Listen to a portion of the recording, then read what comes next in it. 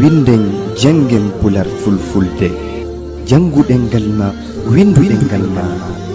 ndimu ma ngu ñiiɓa pinal ma ngal ɓanto fama dina ma winduɗen ngal ma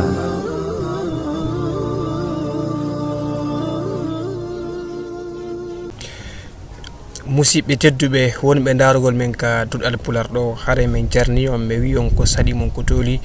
ka duɗal men ɗo duɗal winde jangen pular fulfulde hare mi wi men salni on min tolni on wono andirɗon noon finande men nden ko yowodiri e windugol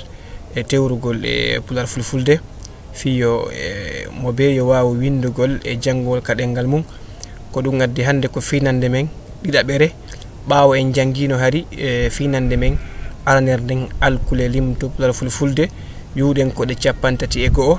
hande en aray feccugol alkule ɗe weyen alkule ɗen hino fecci pecce ɗiɗi ɗen pecce ɗiɗi jane alkule muume e alkule laaɓuɗe alkule muume ɗen koɗe 26 wono wonɗen e yiwrugol ɗe ni yeeso men alkule muume ɗen koɗe 26 alkule laaɓuɗe ɗen koɗe 5 alkule muume ko fi honɗum wiyanɗen ɗe ɗo ko alkule muume ko nde tawde kanje alkule muume ɗen si ɗe windama kanje tun e wawata heɓugol ɗon ko famini haray hunden hino mumi nde faminaki ka fiye ɓurtu famude ko ɗum ɓe no nande e ko ɓe wiyata kon ka français to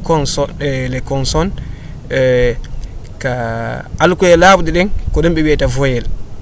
jonnon alkule laaɓuɗe ɗen ko ɗen ɗon arta laɓɓinana en ko mumi kon ka alkule muume alkule laaɓuɗe ɗen ko ɗe 5 ɗen ɗon ko alkule laaɓuɗe maɗum wiyen ko alkule mase yiltoɗen ɓaawo wiyeɗen alkule muume ɗen ko ɗe 26 ɗen e hino ɗe ko b ɓe ce de ɗe fe ge he je ke le me ne nye pe nge re se te we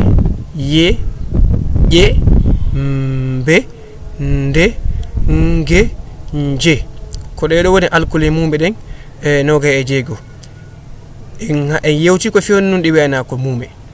alkule laaɓuɗe ɗen ko ɗeɗo arta ko ɗe woni mase ɗen ko ɗe arta laɓɓinana en ko mumi kon e alkule muume ɗen ɗe alkule mase ko ɗe 5 hiɗe fecco ka tewro ɗo eɗen feccade ka tewro ɗo ka fi wawugol janngol ngol ɗo tiwrugol ngol ɗo pecce ɗiɗi wi'en alkule laaɓuɗe ɗen ko ɗe 5 wi'en ko a hara en pooɗali hito ngon a e i o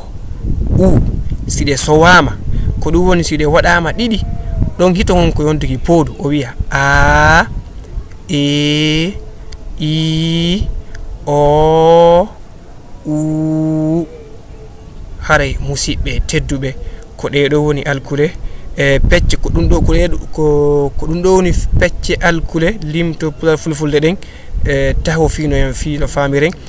wiɗen alkule mum ɗen 26 alkule laaɓuɗe ɗen ko ɗe 5 joni noon adden e yeru ko hollata ko mumi e ko laaɓi so windi ɗo c e le e ge e le en heɓata wawoyo janngugol ɗum ɗo tewrano wayen ɗum ɗo o tewra famen ko woni kon nder ton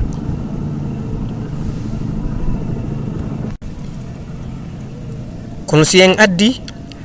ɓaawo ɗon en ɓisi en addi nder ton en ɓisi ton alkule laaɓuɗe ɗen en faamay ko ɗum miki ɗen e nder ɗe alkule muume ɗo wi c en se watti ɗon a wona sa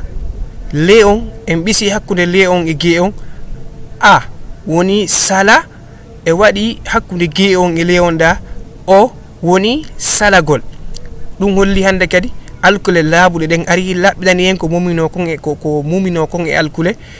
muume ɗen ɗum woni salagol ɗe wawi heɓugol e ngol kolngol ɗon selugol sulugol salagol ɗiɗo konnguli fof ko nder royalty haray musidɓe tedduɓe en e finande men arende den aren feccen alkule mume den kadi den alkule mume noga e jeego hide fecci pecce tati en e finande men arende den on jarnama o weltanama